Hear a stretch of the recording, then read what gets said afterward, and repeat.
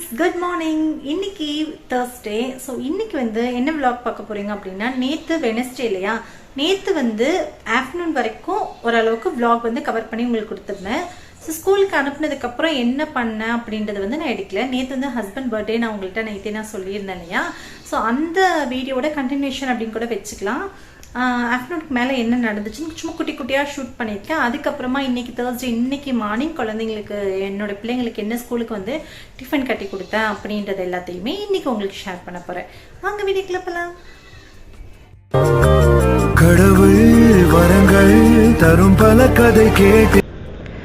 Okay, இப்போ பார்த்தீங்க அப்படின்னா வீட்டுக்குள்ளே போகலாம். பிள்ளைங்களெல்லாம் ஸ்கூலுக்கு அனுப்பிச்சிட்டு வீடியோலாம் எடிட் பண்ணி முடிச்சுட்டு, ஆக்சுவலாக இப்போது ரீசெண்டாக நான் பண்ணிகிட்ருக்க ஒர்க்கெல்லாம் குழந்தைங்கள ஸ்கூலுக்கு கிளப்பி விட்ட கையோட வீடியோவை எடிட் பண்ணுன்றது ரொம்ப ஆர்வமாக எடிட் பண்ணி அப்லோட் பண்ணி முடிச்சுட்டு அதுக்கப்புறம் தான் ஒர்க்கே ஸ்டார்ட் பண்ண வந்திருக்கோம்.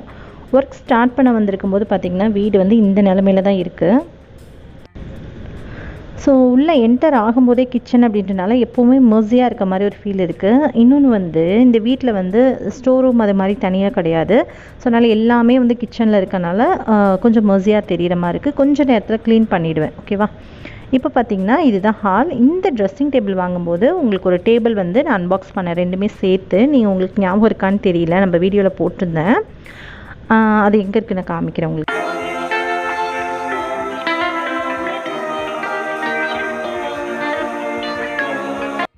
அந்த டேபிள் பாருங்கள், அங்கே ரூம்குள்ளே வச்சுருக்கேன். இங்கே இருந்த டேபிள் அங்கே ரூமுக்கு போயிடுச்சு.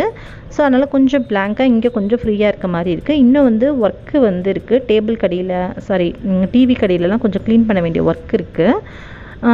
வீடை ரீஅரேஞ்ச் பண்ணணும். ஏன்னு கேட்டிங்கன்னா, இப்போ இடையில கொஞ்ச நாளாக ஒர்க் ப்ரெஷர் கொஞ்சம் அதிகமாக இருக்குது அப்படின்றதுனால வீடை சரியாக கவனிக்காமல் அப்படியே விட்டுருக்கேன். அதுக்கப்புறம் பார்த்திங்கன்னா இந்த வார்ட்ரோப் இது அமேசானில் தான் வாங்கியிருந்தேன். இது நில்கமல் பிராண்டு, ரொம்பவே நல்லா இருக்குது. பட் ஹெவியான பொருள் எதுவுமே நம்மளால் வச்சுக்க முடியாது. ஜஸ்ட்டு நம்ம வேறு எங்காவது இந்த வார்ட்ரோப்பில் வைக்கணும், இல்லை மேலே பெட்டியில் போட்டு மேலே பரணியில் தூக்கி வச்சுருவோம். அது மாதிரி இந்த ஸ்வெட்டரு, இது எப்போயாவது யூஸ் பண்ணக்கூடிய திங்ஸ், இது எல்லாத்தையுமே நான் இதில் ஸ்டோர் பண்ணியிருக்கேன். இது எல்லாமே இன்னும் அரேஞ்ச் பண்ணலை. ஜஸ்ட் இப்போ இடத்த மட்டும் மாற்றி அப்படியே தூக்கி அப்படியே துணிச்சு வச்சுருக்கேன் தான் நான் சொல்லணும். ஏன்னா வீடு இன்னும் அரேஞ்ச் பண்ண வேண்டிய ஒர்க்கு நிறைய இருக்குது. இடையில கொஞ்சம் ஃபங்க்ஷன் அது மாதிரிலாம் நிறைய ஒர்க் போயிட்டு இருந்தனால ஃபுல்லாக டோட்டலாகவே வீடு மோசமான நிலைமையில் வச்சுருக்கேன்றதை தான் நான் உங்களுக்கு காட்டுறேன். கூடிய சீக்கிரம் நம்ம வீடு ரீஅரேஞ்ச் பண்ணி உங்களுக்கு குயிக்காக வீடியோ கொடுத்துறேன். ஓகேவா? இப்போ நம்ம ஹாலில் இருந்து கிச்சனுக்கு வந்தோம் அப்படின்னா இப்படி தான் இருக்கும் கிச்சன். இப்போ நான் சாப்பாடு மட்டும் வச்சுட்டேங்க. சாப்பாடு வச்சுட்டு அதுக்கப்புறம் பார்த்திங்கன்னா காய்கறி கட் பண்ணி வச்சுருக்கேன். சாம்பாருக்கு வெங்காய சாம்பார் வச்சு புடலங்காய் பொரியல் பண்ண போகிறோம். அதுக்காக புடலங்காய் பொரியலுக்கான கடலைப்பருப்பு ஊற வச்சுருக்கேன். வெங்காயம் கட் பண்ணி வச்சுருக்கேன். சாம்பாருக்கும் வெங்காயம் தக்காளி கட் பண்ணி வச்சுருக்கேன். கூடவே தேங்காய் துருவி எடுத்து வச்சுருக்கேன். பாயாசம் வைக்க போகிறேன். ஹஸ்பண்டுக்கு பர்த்டேன்னு சொன்னேன் இல்லையா, ஸோ அவங்களுக்கு பாயாசம் வைக்க போகிறேன். ஒரு பக்கம் பருப்பு வேக வச்சுருக்கேன் சாம்பாருக்கு. இந்த ஒர்க் எல்லாம் டோட்டலாக முடித்ததுக்கப்புறமா நான் பாயாசம் வைக்க ஸ்டார்ட் பண்ண போகிறேன். கூடவே கேசரியும் செய்ய போகிறேன். ஏன்னா பாயாசம் ஹஸ்பண்டுக்கு விக்னேஷ் சாப்பிடுவாங்க. பட் சிவானிக்கு பாயாசம் பிடிக்காது, கேசரி தான் பிடிக்கும். ஸோ அதனால் அவளுக்குன்னு தனியாக செய்யாமல் எல்லாமே பொதுவாக கேசரி கொஞ்சம் பாயாசம் கொஞ்சமாக செஞ்சிடலாம் இன்றைக்கி. ஓகே, இப்போ பார்த்தீங்கன்னா குக்கரில் ஒரு 4 விசில் வச்சு எடுத்துக்கலாம். அது ஓரமாக இருக்கட்டும். இன்னொரு பக்கம் ரவையை நல்லா வாசனை வர வரைக்கும் வறுத்து தனியாக எடுத்து வச்சுக்கலாம். இப்போ ஒரு சின்ன டிப்ஸ் நான் உங்களோட ஷேர் பண்ணுறேன். எப்போவுமே நீங்கள் கேசரி செய்யும்போது தண்ணி 1:4 வச்சு செஞ்சு பாருங்கள், ரொம்ப நல்லாயிருக்கும். அது மட்டும் இல்லாமல் நமக்கு ரவை போட்டு கிண்டும் போது பிகினர்ஸ்க்கெலாம் கட்டி தட்டிடும் இல்லையா, அது தட்டாமல் இருக்கணும் அப்படின்னா தண்ணியிலேயே சுகர் சேர்த்துருங்க. ஏலக்காய் அப்புறம் கலர் பவுடர் எல்லாமே தண்ணியில் சேர்த்துட்டு அதுக்கப்புறமா நீங்கள் ரவையை சேர்த்து கிளறும் போது கொஞ்சம் கூட கட்டி தட்டாமல் நல்லா அல்வா பதத்துக்கு வந்துடும். ஓகேவா? ஓகே, அடுத்து கேசரிக்கும் அதுக்கப்புறம் பாயாசத்துக்கும் தேவையான முந்திரி பருப்பை நம்ம நெய்யில் வறுத்து எடுத்துக்கலாம். நல்ல வாசனையாக இருக்கும். நான் முந்திரி பருப்பை எல்லாத்தையும் 2 உடைச்சி எடுத்து வச்சுருக்கேன். குட்டி குட்டியாக சேர்க்கும்போது வாயில் கடிப்படும் போது நல்லாயிருக்கும். நம்ம தனியாக சேர்க்கறது மட்டும் இல்லாமல், முந்திரி பருப்பில் சேர்க்கறது மட்டும் இல்லாமல் இந்த கேசரி கூடையும் கொஞ்சமாக ஒரு 1 ஸ்பூன் அளவுக்கு சேர்த்தோம் அப்படின்னா கொஞ்சம் ஒட்டாமல் நல்லா சூப்பராக வரும். அதுக்காக தான் வாசனையாகவும் இருக்கும். இது கூடயும் கொஞ்சம் ஊற்றி நான் கிளறிக்கிறேன். இது மட்டும் இல்லாமல் இன்னொரு சைடு நெய்லையும் முந்திரி பருப்பு வறுத்து தனியாக எடுத்து வச்சுக்க போகிறேன். முந்திரி பருப்பு நெய் சூடானதுக்கப்புறமே முந்திரி பருப்பை சேர்த்துட்டு அடுப்பை ஆஃப் பண்ணிவிடுங்க. ஆஃப் பண்ணதுக்கப்புறமா இது மாதிரி கொஞ்சம் கொஞ்சமாக அப்படியே பொரிஞ்சு லைட்டாக செவந்து வரும். இல்லைன்னா கொஞ்சம் விட்டோன்னா கூட ரொம்ப தீஞ்சு போயிடும். நம்மளுடைய வெண்பொங்கல் வீடியோவில் பார்த்துருப்பீங்கன்னு நினைக்கிறேன், அந்த ஸ்டேஜில் ஆகிடும். ஓகே, இப்போ பார்த்தீங்கன்னா இது எல்லாத்தையும் நல்லா ஒரு தடவை கிளறி கொடுத்துக்கோங்க. அடுப்பை ஆஃப் பண்ணியாச்சு. இந்த ஸ்டேஜ் வந்ததுக்கப்புறம் அடுப்பை ஆஃப் பண்ணிக்கோங்க. நமக்கு ரொம்ப நேரத்துக்கு கூட அந்த பதம் மாறாமல் அப்படியே இருக்கும். ஓகே, அதுக்கப்புறமா நான் பாயாசத்துக்கு பால் எடுத்துகிட்டு வந்து வச்சுருக்கேன். பால் வாங்கிட்டு வந்து வச்சுருக்கேன். ஒரு 1 லிட்டர் அளவுக்கு பால் வாங்கியிருக்கேன். கிட்டத்தட்ட 150 அளவுக்கு பாசிப்பருப்புக்கு 1 லிட்டர் அளவுக்கு பால் கரெக்டாக இருக்கும். இப்போ பாலை தண்ணி விடாமல் நல்லா காய்ச்சி எடுத்துக்கலாம். தண்ணி விடாமல் காய்ச்சி எடுத்த பாலை ஒரு பக்கம் காய்ச்சி வச்சுட்டு, இது பார்த்திங்கன்னா கொஞ்ச நேரத்தில் கட்டி கட்டின மாதிரி ஆகிடும். கொஞ்சம் போல் தண்ணி விட்டு கலந்து விட்டுட்டு கூட வெல்லம் சேர்த்து செய்யுங்க, அவ்வளோ டேஸ்ட்டாக இருக்கும். பாயாசத்துக்கு, அதுவும் பாசிப்பருப்பு பாயாசத்துக்கு வெல்லம் சேர்த்து செஞ்சிங்கன்னா நல்ல திக்காக டேஸ்ட்டு சூப்பராக இருக்கும். நீங்கள் சுகர் சேர்த்திங்கனாலும் கூடவே கொஞ்சம் வெல்லம் சேர்த்துக்கோங்க, நல்லாயிருக்கும். ஒரு 150 கிராம் அளவுக்கு பாசிப்பருப்புக்கு ஒரு 200 கிராம் அளவுக்கு நமக்கு வெல்லம் சேர்த்தோம் அப்படின்னா கரெக்டாக இருக்கும். உங்களுக்கு சப்போஸ் பத்தலைன்னா நீங்கள் கூட சுகர் சேர்த்துக்கலாம், இல்லை இன்னும் கூட கொஞ்சம் வெல்லம் சேர்த்துக்கோங்க. இது கூட இன்னும் ஒரு ஸ்பூன் அளவுக்கு நான் நெய் சேர்த்துக்க போகிறேன். நெய் பார்த்திங்கன்னா கொஞ்சம் உறைஞ்ச மாதிரி இப்படி உள்ளுக்குள்ளே நிற்குது, ஸோ அதனால் வரல. இப்போ இது எல்லாத்தையும் நல்லா கலந்து விட்டுட்டு அதுக்கப்புறமா நம்ம காய்ச்சி வச்சுருக்கோம்ல, வீடு பாருங்கள் எப்படி இருக்குன்னு. இது எல்லாத்தையும் க்ளீன் பண்ணுறதே எனக்கு ஃபுல் ஒர்க் ஆகிடும். இப்போது பாலை கொஞ்சம் கொஞ்சமாக சேர்த்து இது கூட கிளறணும். ஒட்டு மொத்தமாக சேர்த்துட்டிங்கன்னா அப்படியே கட்டி கட்டியாக ஆகிடும். உங்களுக்கு பாயசம் அவ்வளோ சீக்கிரம் ரெடி ஆகாது. அப்படியே அந்த கட்டியை நீங்கள் சரி பண்ணுறதுக்கே ரொம்ப டைம் எடுத்துக்கும். ஸோ கொஞ்சம் கொஞ்சமாக பால் சேர்த்து இது மாதிரி நல்லா கலந்து விட்டுக்கோங்க. இது மாதிரி நான் எல்லா பாலையும் சேர்த்துட்டேன் பாருங்கள். இப்போ நல்லா கலந்ததுக்கப்புறமா தான் நம்ம அடுப்பில் எடுத்து வைக்கணும். முன்னாடியே வச்சிட்டிங்கன்னா அடி பிடிக்க ஆரம்பிச்சிரும். இப்போது நம்மளுடைய பாசிப்பருப்பு பாயாசத்தோட கன்சிஸ்டன்சி பாருங்கள் எவ்வளோ சூப்பராக இருக்குன்னு. டேஸ்ட்டும் சரி அவ்வளோ அட்டகாசமாக இருந்துச்சு, ரொம்ப ரொம்ப சுவையாக இருந்துச்சு. இது கூட நல்லா கொதிக்க வச்சுட்டு கலருக்காக வேண்டி நம்ம சாஃப்ரான் குங்குமப்பூ சேர்த்துக்கலாம். சப்போஸ் உங்கள்கிட்ட இல்லைன்னா நீங்கள் தாராளமாக ஸ்கிப் பண்ணிக்கலாம். இது ஒன்றும் அவசியமே கிடையாது. ஓகேவா?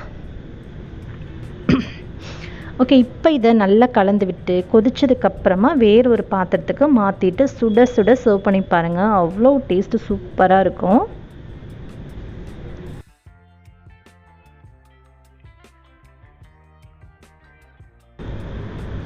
மார்னிங்கே ஹஸ்பண்ட் கிட்ட விஷ் பண்ணிவிட்டு என்ன பாயசம் வேணும் அப்படின்னு கேட்டிருந்தேன்.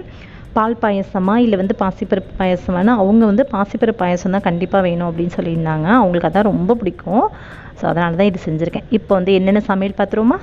பார்த்திங்கன்னா பாயசம் வேற ஒரு பாத்திரத்துக்கு மாற்றி எடுத்து வச்சுருக்கேன். கூடவே நம்ம எல்லோ கேசரி சூப்பராக ரெடி ஆகிருக்கு, அவ்வளோ டேஸ்ட்டாக இருந்துச்சு. கண்டிப்பாக நீங்கள் இதே மாதிரி ட்ரை பண்ணி பாருங்கள். கூடவே வெங்காய சாம்பார் பார்த்திங்க அப்படின்னா நம்ம வெங்காய சாம்பார் இதுவும் ஹஸ்பண்டுக்கு பிடிச்ச ஒரு விஷயம். அதுக்கப்புறம் ஒயிட் ரைஸ் செஞ்சுருக்கேன். அதுக்கப்புறம் புடலங்காய் பொரியல் பண்ணியிருக்கேன். இது கூட அப்பளம் போடலாம் அப்படின்னு நினச்சிட்டு இருந்தேன். பட் இதுவே எல்லாமே நிறைய ஜாஸ்தி இருக்குது. சரி ஓகே அப்படின்ட்டு கூட குச்சிக்கிழங்கு சிப்ஸு கொஞ்சம் இருந்துச்சு. ஸோ அதனால் அதோட அட்ஜஸ்ட் பண்ணிட்டு கூட இது இல்லாமல் தயிர் ஃப்ரிட்ஜில் இருக்குது. அதை நான் உங்கள்கிட்ட எடுத்து காமிக்க மறந்துட்டேன். ஓகேவா? அதனால் இதை வச்சு நாங்கள் அட்ஜஸ்ட் பண்ணிட்டோம் இன்றைக்கி. அவ்வளோதான் சாப்பாடு. லன்ச் இன்றைக்கி இவ்வளோ தான். ஓகே, உங்களுக்கு இன்றைக்கி வெட்னஸ்டே விலாக் இதோட முடியுது. அதுக்கப்புறம் பார்த்திங்கன்னா நைட்டுக்கெலாம் முட்டை பொரியல் பண்ணேன். அதுக்கப்புறம் மதியானம் வச்ச சாப்பாடு, அதுக்கப்புறம் சாம்பார், அதுக்கப்புறம் பாயாசம் எல்லாமே மீதி இருந்துச்சு. நைட்டு அதோடு அட்ஜஸ்ட் பண்ணியாச்சு. எக்ஸ்ட்ரா எதுவுமே செய்யலை. பாத்திரம் ஷிங்க்லேருந்து எல்லாம் விளக்கியாச்சு. பாத்திரம்லாம் விளக்கி முடிச்சுட்டு மாடியில் போய் கொஞ்ச நேரம் ரிலாக்ஸ் பண்ணலான்ட்டு போனோம். அந்த டைம் பார்த்திங்கன்னா நம்ம சவேரியா சர்ச்சில் அவ்வளோ சூப்பராக லைட்னிங் செட்டிங்ஸ் எல்லாமே அவ்வளோ அட்ராக்டிவாக இருந்தது. ஸோ கண்டிப்பாக உங்களோட ஷேர் பண்ணணும் அப்படின்னு நான் நினச்சிட்டு இருந்தேன். ஸோ அதனால தான் ஷேர் பண்ணியிருக்கேன். ஆக்சுவலாக நான் சொன்ன மாதிரி கம்மிங் சாட்டர்டே வந்து சவேரியார் சர்ச்சில் வந்து திருவிழா ஸ்டார்ட் ஆகுது. ஸோ அதனால் அதுக்குண்டான வேலைப்பாடுகள் வெகு சிறப்பாக சூப்பராக நடந்துகிட்டு இருக்குது. ஸோ அது மட்டும் இல்லாமல் பார்த்திங்க அப்படின்னா இங்கே இருக்கவங்க எல்லாமே வந்து அவங்கவுங்க கெஸ்டெல்லாம் வீட்டுக்கு கூப்பிட்டிங்க பாருங்கள். அவங்க வீட்டுக்கு முன்னாடி இந்த ஷீட்லாம் போட்டு சூப்பராக ரெடி பண்ணியிருக்காங்க. ரொம்ப கோலாகலமாக ரொம்ப விசேஷமாக இருக்கும். இதுக்கிடையில் நான் ஒரு பக்கம் நின்று ஃபோன் பேசிகிட்ருக்கேன். பாருங்கள், ஊரே வந்து எவ்வளோ நீட்டாக சூப்பராக இருக்குதுன்னு சொல்லிட்டு இந்த சவேரியார் சர்ச் சவேரியார் உடைய திருவிழாவை வந்து அவ்வளோ வெகு சிறப்பாக கொண்டாடுவாங்க. கண்டிப்பாக ஸ்டெப் பை ஸ்டெப்பாக நான் உங்களுக்கு அடுத்தடுத்த நாள் ஷேர் பண்ணுறேன். உங்களுக்கே ரொம்ப ரொம்ப பிடிக்கும். ஓகே, இதை நீங்கள் அப்படியே பார்த்துட்டே வாங்க. அடுத்து வந்து நம்ம நெக்ஸ்ட் டே மார்னிங் விலாகை வந்து கண்டினியூ பண்ணலாம்.